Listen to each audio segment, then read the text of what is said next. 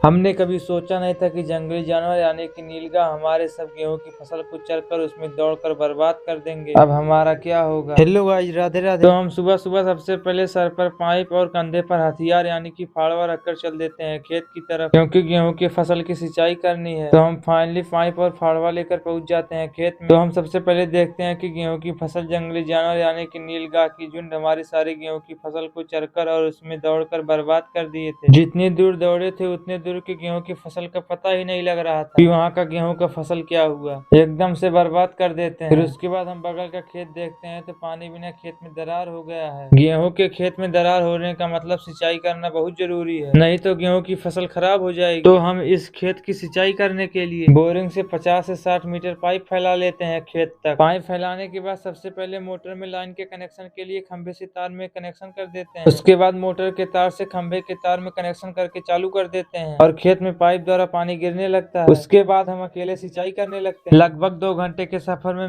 मेरी द्वारा पूरे गेहूं की फसल की सिंचाई कर देते हैं। मेरी द्वारा सिंचाई इसलिए होती है ताकि गेहूं के खेत में ज्यादा पानी न भरे। तो पूरा सिंचाई करने के बाद मोटर बंद कर देते हैं। उसके बाद बिना पानी वाला पाइप बटोरे चल देते हैं घर की तरफ। पाइप इसलिए नहीं बटोरते हैं क्योंकि सभी गेहूं की फसल की सिंचाई नहीं हो पाया है। प्लीज लाइक सब्सक्राइब कीजिए।